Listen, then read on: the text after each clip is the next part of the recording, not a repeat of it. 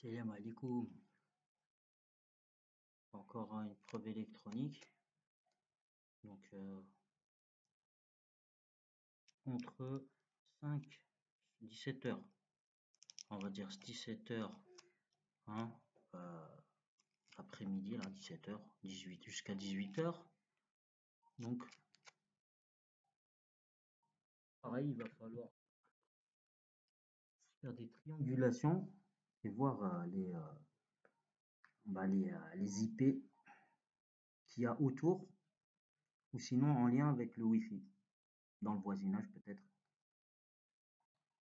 L'entreprise, lors de mon entretien d'embauche chez SNEF Télécom, bah, ils ont quand même parlé du hacking. Ça veut dire que d'après eux, il y a des voisins, des fois, qui se branchent sur le Wi-Fi, sur le réseau, sur la ligne Wi-Fi d'autres voisins.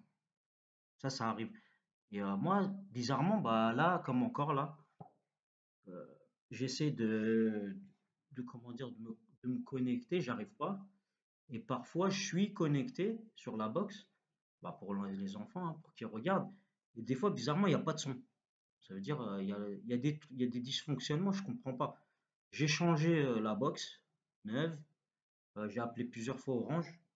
Donc là, ça doit pas venir du matériel ou hein, du- de chez Orange, hein, à part si Orange, ils font travailler des gens bizarres, hein, des intérimaires qui viennent faire je sais pas quel travail. Mais ce que je sais, c'est il y a des fuites sur le Wi-Fi. Voilà, ça c'est sûr et certain. Donc sur Facebook, j'ai mis des captures d'écran, là, cyberattaque, hein, des captures d'écran là, de Europol, Interpol. Voilà. Comme il y en a, on les surveille pour rien des fois. Hein.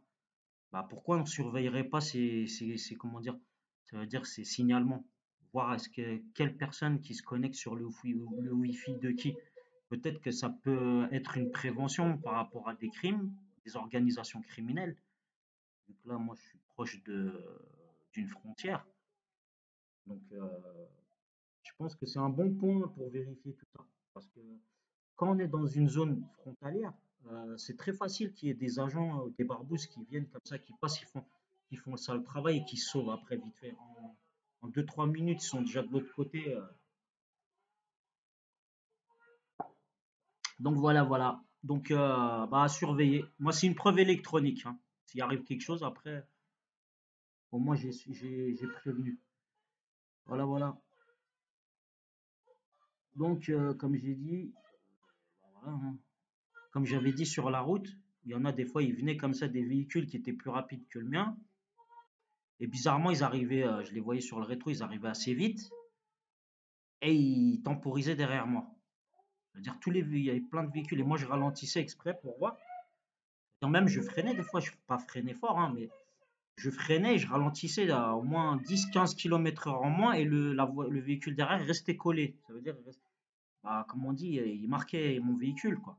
Donc, pour moi, ce sont des gens qui sont là pour absorber bah, vos informations. Où est-ce que vous allez? Qu'est-ce que vous allez faire? Les appels téléphoniques, qui vous avez appelé, ceci, cela. Alors que moi voilà, moi j'ai une vie normale, euh, je ne sors pas, hein. Même le sport, je fais moins de sport. Euh, voilà, j'ai une vie normale, hein, mis à part bah, les petites galères, hein, pas trouver du boulot et tout. Et là, je commence à me poser des questions. Je commence à me dire, est-ce que ce ne sont pas des gens qui sont là pour prendre des informations et qui vous bloquent dans votre vie, quoi? Parce que si on sait où vous allez, ce que vous allez faire, bah, c'est facile, hein, voilà, de foutre le bordel partout, hein.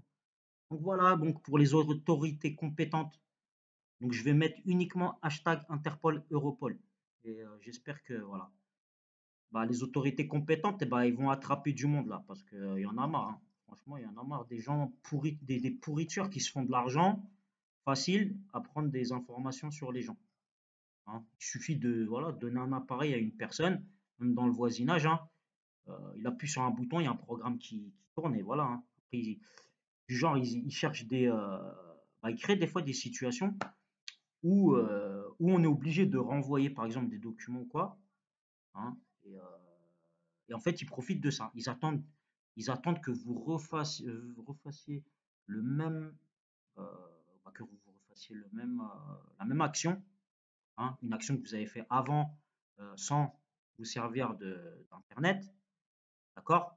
Je sais pas moi, des exemples, je sais pas moi, par exemple, on vous demande, je sais pas, des documents ou quoi, vous allez sur place, vous donnez les documents au format papier, donc il n'y a personne qui sait ce que vous avez fait, mais bizarrement, bah, on leur je sais pas, ou il y a eu des fichiers chez eux qui ont été effacés ou des trucs comme ça.